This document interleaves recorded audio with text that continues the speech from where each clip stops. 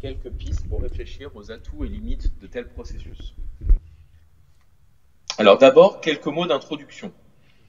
Si les artistes, leurs œuvres et leurs projets peuvent se mettre sincèrement au service de stratégies de protection de la biodiversité marine, il peut être toutefois intéressant de comprendre de manière critique comment se déroule ce processus de mise en art et d'analyser ce qu'il permet de révéler. J'emprunte une grille de lecture venue de la géographie politique de l'environnement basée entre autres sur le concept de front écologique.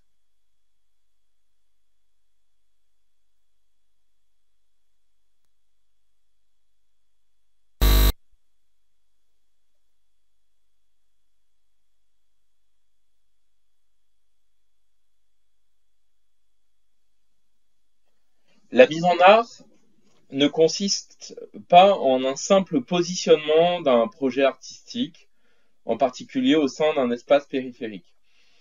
Il s'agit d'un processus spatio-temporel qui confère aux commanditaires, aux éventuels commissaires, à l'artiste, à son œuvre, un pouvoir d'interaction intentionnelle avec l'espace et puis de transformation des représentations et des dynamiques territoriales en jeu. La mise en art concerne exclusivement un type d'art qui est situé, réalisé, exhibé in situ en extérieur. Bon, une sculpture, une installation, une performance, un spectacle de plein air, du land art, une œuvre projet, etc. Elle peut être éphémère, saisonnière ou permanente en fonction du type de production artistique retenue, à condition que celle-ci laisse une trace matérielle, immatérielle, discursive, etc., à même de transformer les lieux. La mise en art s'inscrit évidemment dans le processus d'artialisation in situ défini par Roger en 1997 comme l'introduction volontaire de l'art dans un site, un paysage, le métamorphosant en lieu emblématique facilement reconnaissable.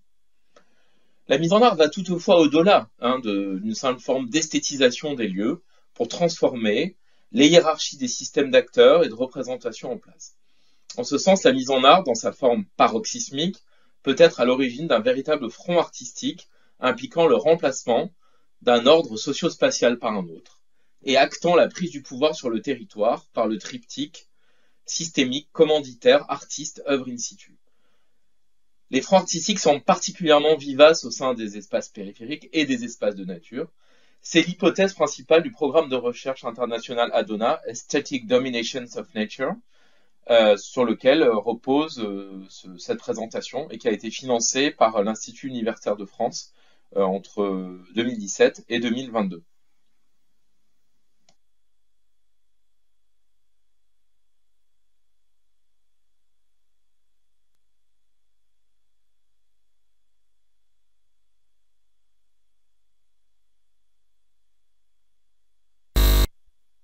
Donc la mise en art de la nature induit au moins quatre types de scénarios distincts. Donc ce sont quatre propositions que je vais évoquer maintenant. Donc la première, il s'agit d'un art de dénonciation d'atteinte à l'environnement, avec la création d'œuvres ou de projets fortement engagés, ayant parfois une dimension réparatrice.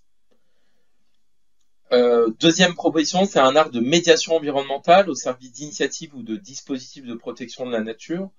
Donc dans cette catégorie-là, on a le travail de Nicolas Floch, donc, qui a été réalisé pour le parc national des Calanques. On a troisième proposition, un art d'accompagnement paysager en dialogue avec les lieux, les sites où le lien à l'environnement reste souvent à l'effet d'annonce.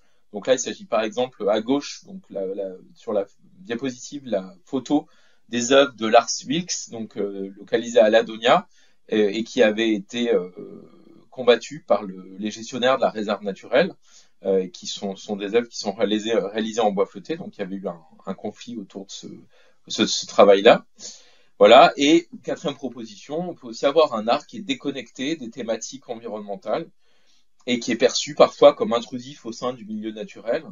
Donc, bien sûr, là, il s'agit d'une discussion à avoir parce qu'il peut y avoir des opinions assez différentes qui peuvent être exprimées. Euh, et il y a beaucoup d'œuvres qui sont réalisées dans des parcs de sculpture qui parfois peuvent être perçues comme intrusives au sein du milieu naturel et donc qui peuvent faire l'objet de discussions.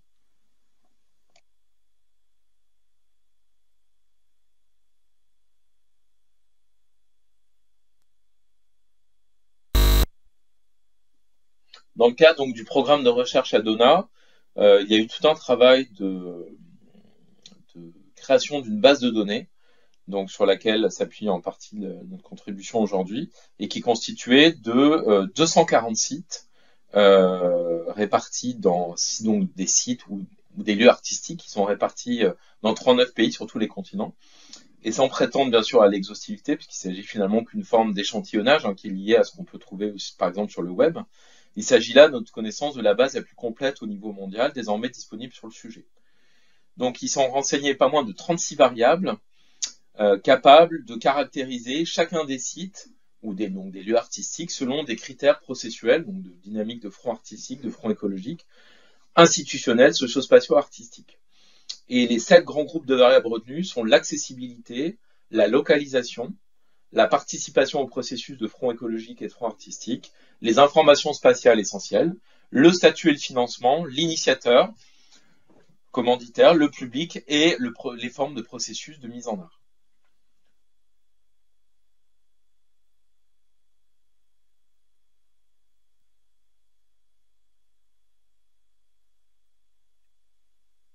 Alors le Museo.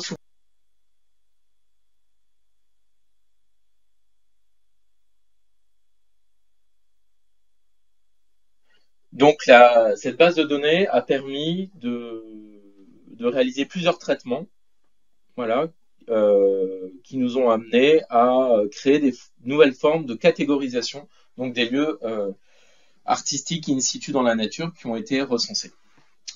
Donc une première possibilité, c'est un traitement qui a été réalisé à partir d'une classification ascendante hiérarchique, une CAH, et qui nous a permis d'obtenir 3 clusters, voilà, qui sont détaillés donc dans un article qui a été publié dans Cybergeo en 2020 sur la mise en art des espaces périphériques dans le monde, et qui induit 3 catégories, donc des parcs de sculpture de l'artwashing, premièrement, un art territorial des périphéries, deuxièmement, et des fronts éco-artistiques des œuvres projets, troisièmement. Voilà, donc les parcs de sculpture de l'artwashing sont plutôt des formes d'art au service d'une logique de développement commercial du territoire et de transformation d'une identité un peu marketing du territoire, où l'art se fait vraiment, voilà, le vecteur d'une forme de renouveau de l'image d'un lieu. L'art territorial des périphéries, il s'agit plutôt d'un ensemble d'œuvres in situ qui vont permettre de questionner, de dialoguer avec le territoire, avec le paysage, avec les questions environnementales qui sont en place. On retrouve beaucoup ces dispositifs en France. Ils correspondent à un mode de valorisation territoriale et environnementale tout à fait intéressant. Et la dernière catégorie, donc les fronts éco-artistiques des œuvres projets, il s'agit plutôt de formes un peu plus avant-gardistes qui sont liées au New Genre Public Art et où les actions artistiques sont surtout réalisées au sein de projets qui sont souvent immatériels et qui créent du lien entre la nature, les paysages, les acteurs, les habitants, voilà, et qui créent donc des productions artistiques qui ne sont pas forcément matérielles, mais qui parfois peuvent être aussi plus éphémères et qui laissent parfois moins de traces pérennes. Je m'attarderai un peu plus sur une deuxième proposition donc, de classement qui est plus qualitative et qui a été proposée dans le cadre de mon HDR, donc en 2015. Il s'agit de relier la mise en art à la dynamique du front écologique. Donc le front écologique, qu'est-ce que c'est? Ce sont des appropriations sociopolitiques et des formes de contrôle territorial qui se réalisent au service d'un objectif de protection de la nature et qui peuvent conduire à fabriquer de nouvelles formes de territoires.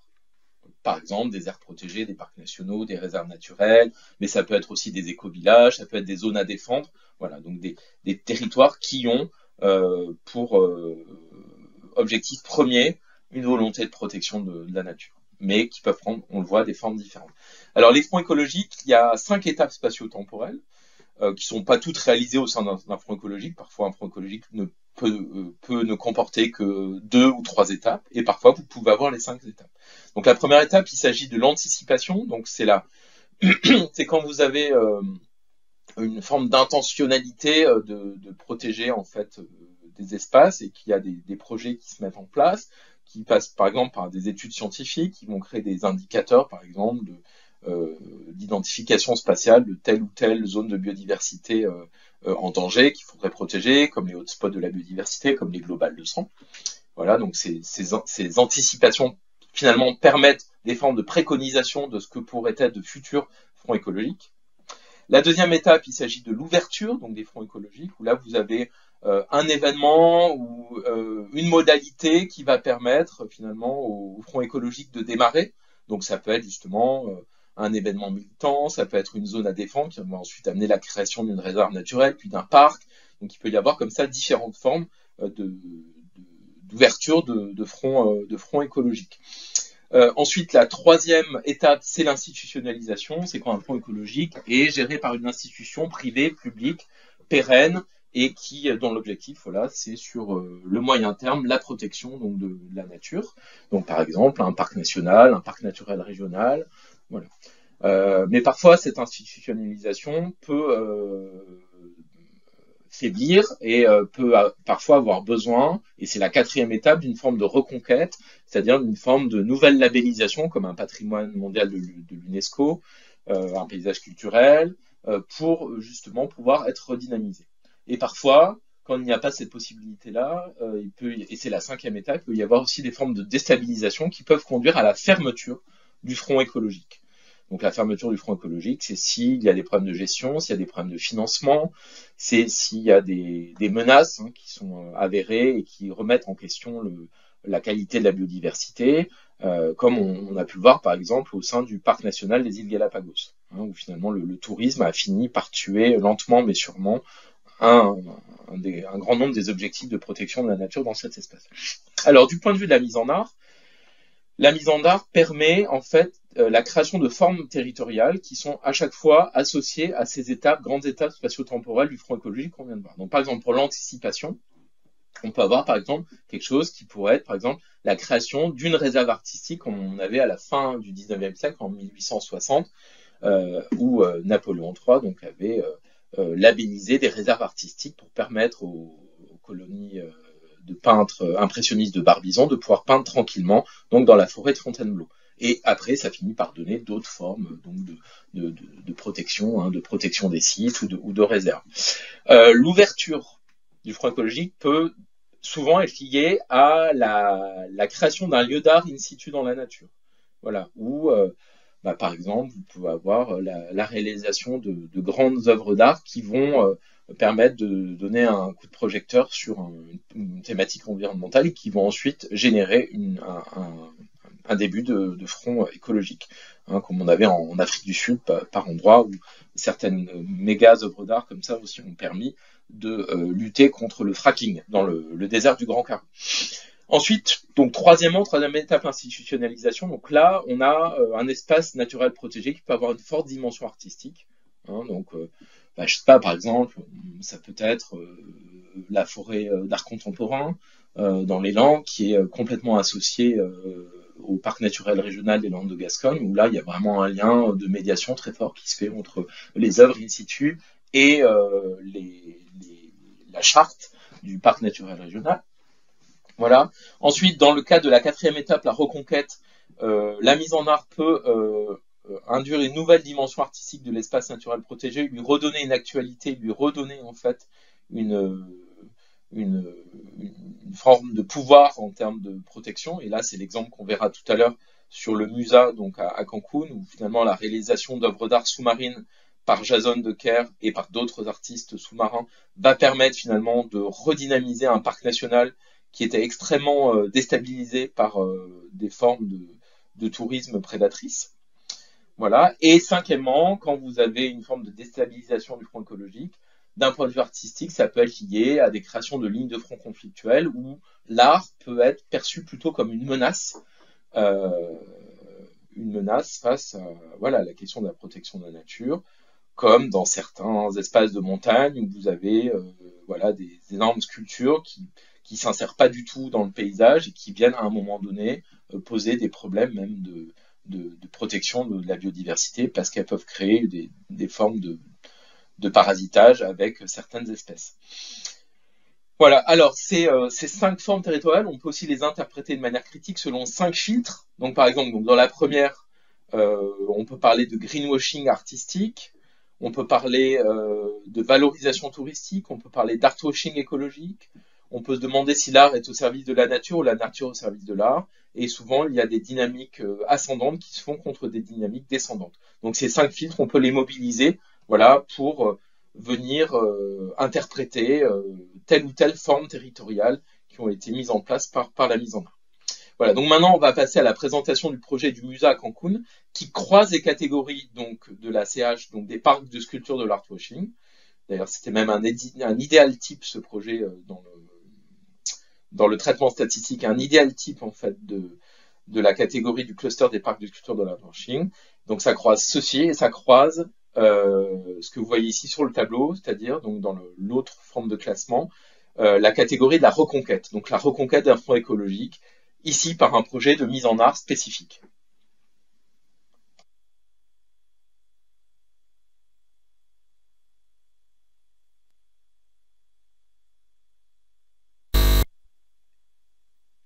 Alors le MUSA, Museo Subaquático de Arte, est localisé dans les eaux caraïbes du parc naturel marin Cancún Islas Mujeres depuis 2010. Il a pour slogan El arte de la conservation. Le parc marin des Cancún Islas Mujeres a été créé en 1973. C'est une des zones marines les plus visitées au monde. L'espace marin accueille plus de 750 000 visiteurs par an, ayant un impact sur les récifs naturels. Selon le directeur du musée, le projet a pour but d'encourager, je cite, la récupération des récifs naturels en allégeant la pression exercée sur eux, en offrant un site alternatif à l'intérieur même de l'aire naturelle protégée. Ces dernières années, le musée a généré des millions de dollars, surtout consacrés au développement de l'activité de plongée dans l'aire du parc marin des Islas Mujeres. Le projet d'art in situ du MUSA souhaite intégrer au récif mésoaméricain un système de récifs qui s'étend sur 22 km de la côte est de la péninsule de Yucatan aux îles de la baie du Honduras. Il s'agit du deuxième plus grand récif au monde derrière la grande barrière de corail australienne, et cette zone abrite 65 espèces de récifs coralliens, 350 espèces de mollusques et plus de 500 espèces de poissons. Le projet fait partie d'une structure de récif qui favorise la colonisation de la vie marine et augmente également l'implantation de la faune et de la flore marine.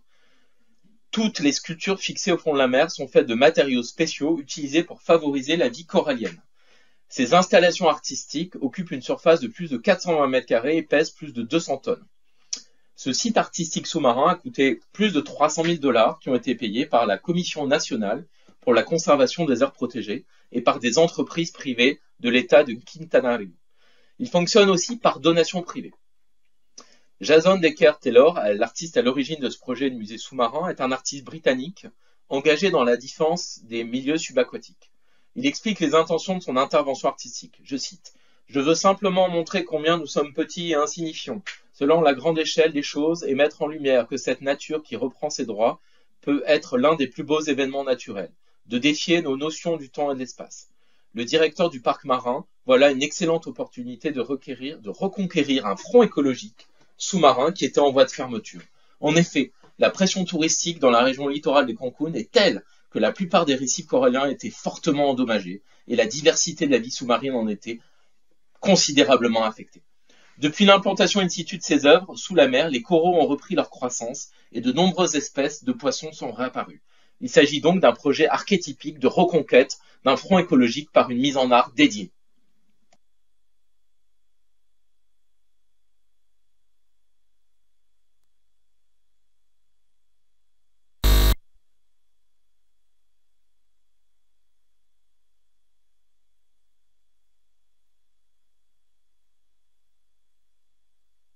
Pourtant, le projet a dépassé les intentions de l'artiste, car la direction des sports nautiques s'est emparée de cette nouvelle attraction pour renforcer son programme touristique de plongée dans les îles Mujeres. La fréquentation a donc augmenté, ainsi que les ressources du musée sous-marin, permettant de produire de nouvelles œuvres et de mieux appréhender la régénérescence de la barrière de corail. Conçu initialement comme un art sous-marin de restauration écologique, le MUSA est devenu une grosse structure commerciale, comme vous pouvez le voir sur la slide, au service du parc naturel marin et de la mise en tourisme local. Jusqu'à quel point l'équilibre environnemental entre l'apport de nouvelles œuvres, l'arrivée de nouveaux plongeurs et donc de bateaux à moteur et la survie du corail pourrait-il être assuré ? Il est donc possible de parler ici d'instrumentalisation de la mise en art au service de la protection de la nature elle-même, instrument de développement touristique, synonyme probablement d'artwashing écologique et touristique. bien sûr, c'est une affaire à suivre. Il faudrait voir un petit peu comment ça va se comporter donc dans les années à venir, et en particulier en lien avec les changements climatiques et l'élévation du niveau de la mer.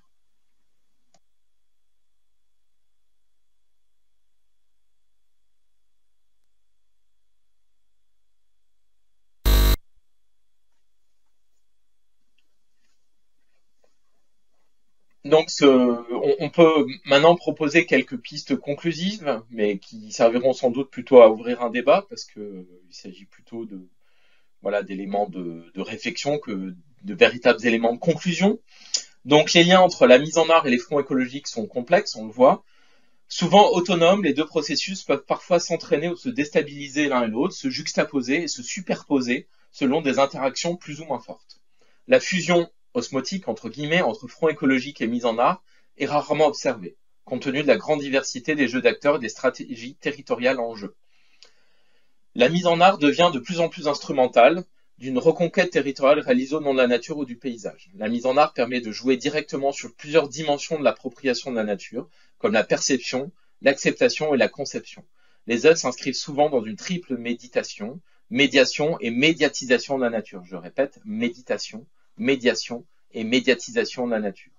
Parfois, l'art et les artistes instrumentalisent la nature. Parfois, ce sont les acteurs de la protection de la nature qui instrumentalisent l'art et les artistes. Et pour continuer à travailler sur ces propositions-là, nous avons, avec plusieurs collègues, proposé un nouveau cadre de lecture qui parle de services artistiques territoriaux pour montrer quels sont justement les services publics offerts par la présence d'artistes et d'œuvres au sein d'un territoire. Et une partie de ces services, bien sûr, se joue au niveau de la protection de la nature et du paysage. Je vous remercie pour